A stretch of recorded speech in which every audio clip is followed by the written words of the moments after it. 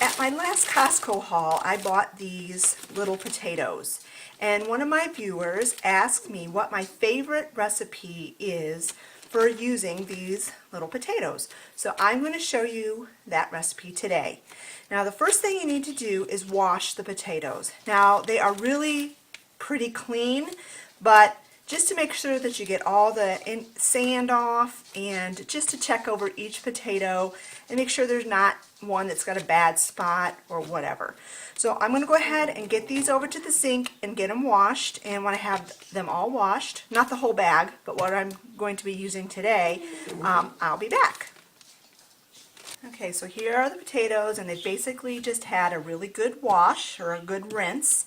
And the next thing that you need to do is cut them in half. Now, some of the bigger ones, like this size, I will cut into fourths. Just cut it in half and half again. And I'm going to put it in this big bowl that I have here. The smaller ones, I just cut them in half. So you just do this with all of the potatoes, if using your own judgment if you think they need to be cut in half or in fourths.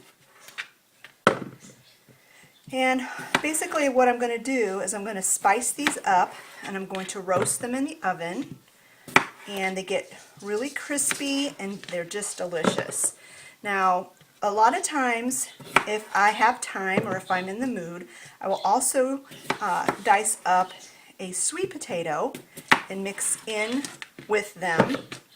I've also been known to add a bag of frozen Brussels sprouts to the potatoes as well.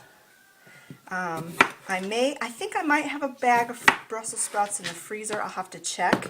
If I do, then I will add those to this, and then that would be a complete meal. We're having roast chicken tonight, and with that we'll have the potatoes, which is the starch, and then the Brussels sprouts, which obviously are the vegetable. If I don't have any Brussels sprouts, I won't add them, and I'll just make broccoli or something on the side. But I'm going to go ahead and get the rest of these potatoes cut up, and when I'm ready for the next step, I'll be back. Okay, so I have all of the potatoes cut up the size that I want them, and I decided this time I'm not going to add any Brussels sprouts to it, so it's just going to be potatoes tonight. Now to this you're going to add seasoning, and you can add whatever seasoning you want, but these are my favorites that I love on potatoes. So I add salt because obviously potatoes require a good amount of salt. So this is just sea salt from Costco. And then some black pepper.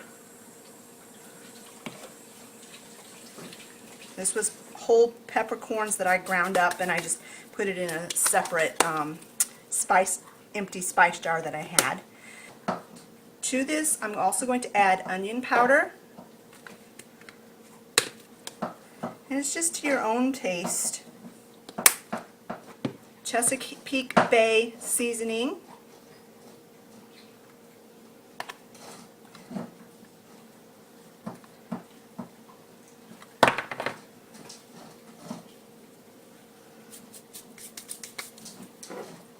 Thyme, dried thyme.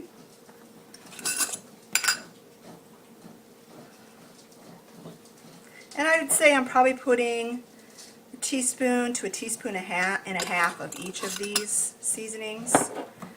Garlic salt, because I love garlic. And I know I already added salt, but potatoes do require a lot of salt. So, garlic salt. Rosemary, and this is in a really cool grinder. I got this at Walmart. So I'm just going to grind some rosemary in there. And these are the same spices that I happen to use on the chicken that I have in the oven that's roasting. And then the last is paprika.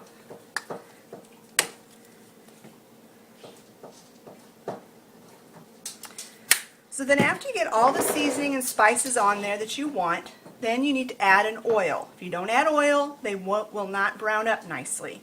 And my personal favorite is organic extra virgin olive oil that I get from Costco. And I would say, I don't know, a few tablespoons. So then you just want to mix them up thoroughly till the spices are evenly coated and the olive oil is evenly coated all over the potatoes. And then at this time you can judge to see if you have enough olive oil. I think mine could just a tiny bit more, maybe another teaspoon. There. So once you have these all coated with the spices and the oil, then you're going to need to take a baking sheet. This is just a cookie sheet, and spread the potatoes out evenly on the sheet. And then I like to scrape the bowl. You know me, I like to scrape the bowl really thoroughly because we want to get all that oil and spices on these potatoes. Okay, so these will go in the oven at 350 degrees for about 45 minutes to an hour. So when these are all done and out of the oven, I'll bring you back and I'll show you what they look like. Okay, there they are out of the oven, and I forgot to mention that about halfway through you're going to want to take a spatula or something and kind of flip them and stir them around a little bit. And they were in the oven for probably about an hour.